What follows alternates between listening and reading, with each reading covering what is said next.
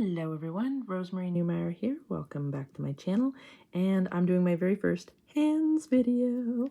Um, so this is going to be like my other videos where it's just me and the iPad. You'll have no cuts or anything like that. You'll get to see this in real time.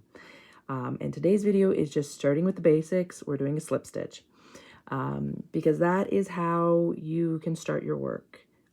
It's the easiest way to do it, and it also is the most versatile because you can use a slip stitch to start your row crochet, like so when you're doing stacked rows for like a scarf or a garment, but you can also use it for your circular crochet, where your circular crochet, which is this, which is crocheting in the round, which is when you're making amigurumi, stuffies, plushies, whatever you want to call them, you know, whatever makes your heart happy. This is my teeny tiny baby octopus. It's a free pattern on my website, rosemarynewmeyer.com. It's also a freebie with an updated download PDF on my Ko-fi and on Ravelry. So Rosemary Newmeyer Designs there. So anyway, so if you want to help yourself to that little one, go for it. This is a great yarn ends project, by the way. I've done it up here today just in the Little Sugars and Cream, which is, you know, medium weight cotton. And I did it just in that, just so you can see it in one solid color. But if you do little yarn color changes, and anyway, I'm getting off topic. Now to the slip stitch. So I have a 3.5 millimeter hook here. I am a fan of the inline hook, which has this lovely point here and be all nice and solid here, like straight down, because it's just more effective at stabbing this yarn, which likes to break. And I'm going to put on my little custom brace because of my hypermobile finger there that does not like to cooperate. So first thing to do when doing a slip stitch, there are two ways you can do it. First way, actually, I'm going to show you without my hook. I'm just going to show you how to do it with your hands.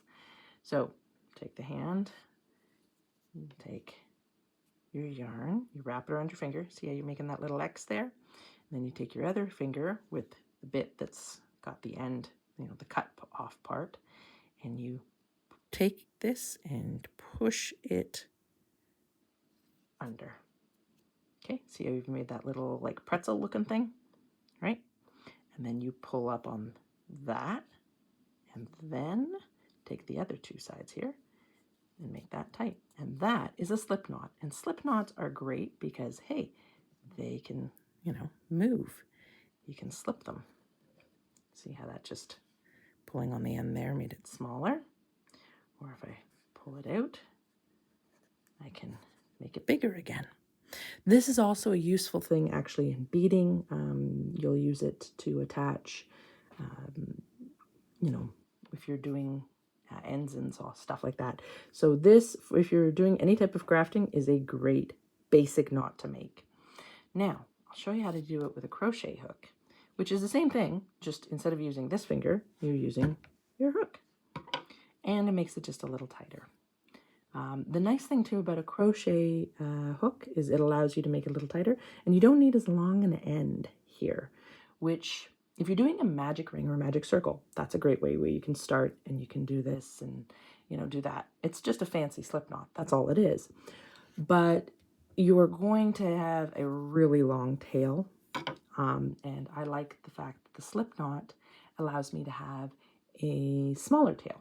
So a little less yarn at the end for starting.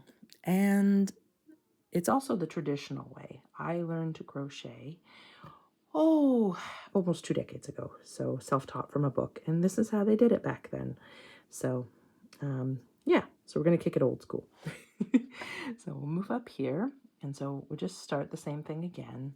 Just start with the thing and wrap it around. And then so I've got this lovely little cross. And then just going to pop in with my hook, go behind here, and pull that forward to create the little pretzel. And then I pull that up, and voila, look at that. Beautiful little slip knot. And now because this is your first chain, what is going to become your first chain, you want to snug it up to your hook. So right here, where it's nice and smooth and even, and then you can slide that down to here. And then I'm just going to put my yarn on my hands because that's how you start, is to get your own personal attention. And I'll show you what I do with mine. So again, just I pinch here and then I wrap around and in and around one more time here. And then when I get to this part, I loop the finger. And that's just how I start. And I've made it too loose here, so I'm just gonna snug it up a bit. Okay, and then you would chain, and this is the direction where you see make a slip knot, chain 2.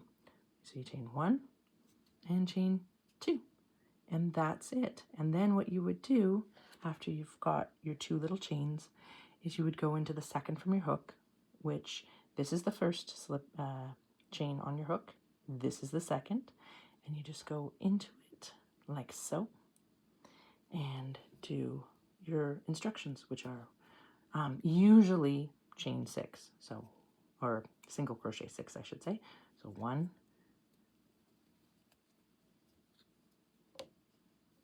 get some more yarn there for us, 2,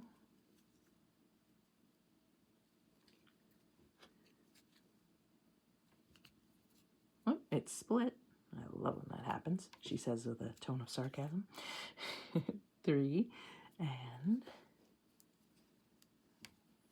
4 single crochet,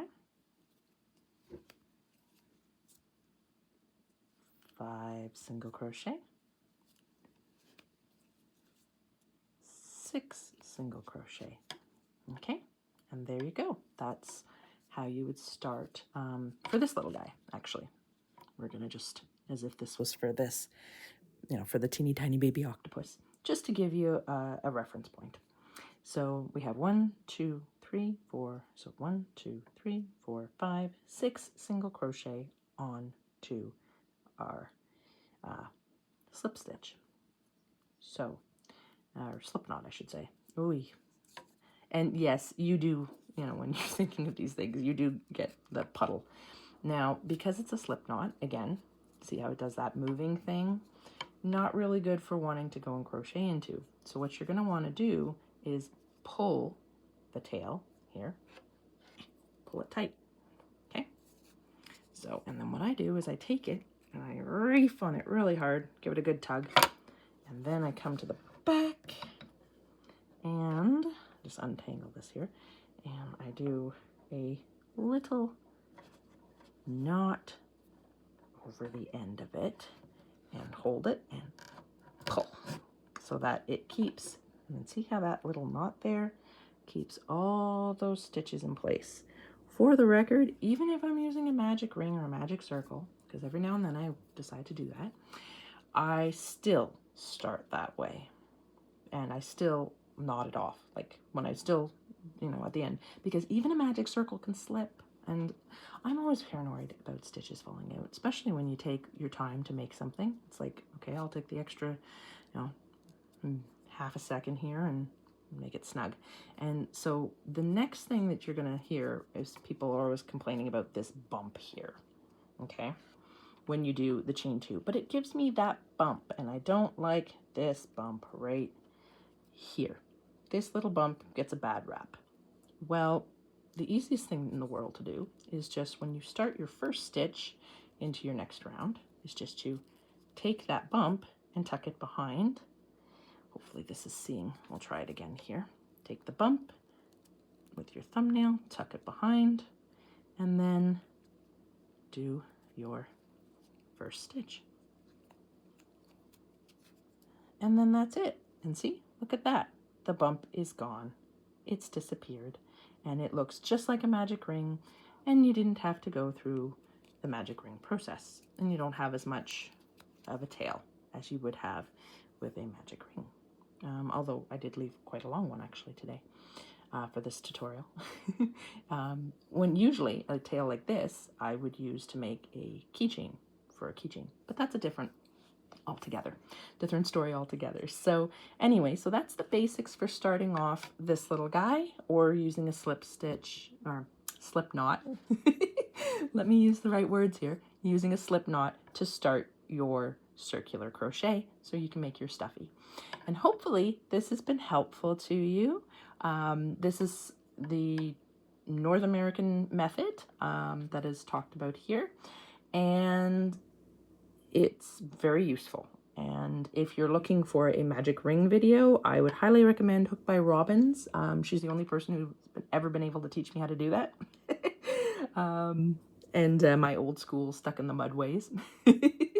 And there you go. So, and I want to thank sunnydream_amigurumi. I believe that's the screen name they use from that crochet channel, because they demonstrated the slip knot how they were taught by their grandma, and it's a really interesting way to do it. I'm not entirely certain it's a slip knot because it doesn't slip, but I would highly recommend checking it out, because if you're doing row crochet, for a scarf or something, it gives such a cleaner edge. I would actually, going forward, I'm going to be using that method to replace my slip knot start, because it just looks so much cleaner. I love it. It's just beautiful. So, and they have some amazing little how-to videos. I mean, mine are all rough because there's no cuts, there's no fancy editing. This is me and my iPad, but seriously, Hook by Robin, great, awesome pro of the internet. And then, like I said, the other channel there is also a great little new channel, and she or he or they, go with they, have this lovely video up, and they have so many lovely little videos, little freebies for you as well too. So definitely check them out, give them a follow, and yeah, happy crocheting.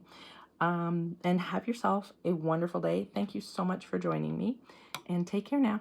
Bye.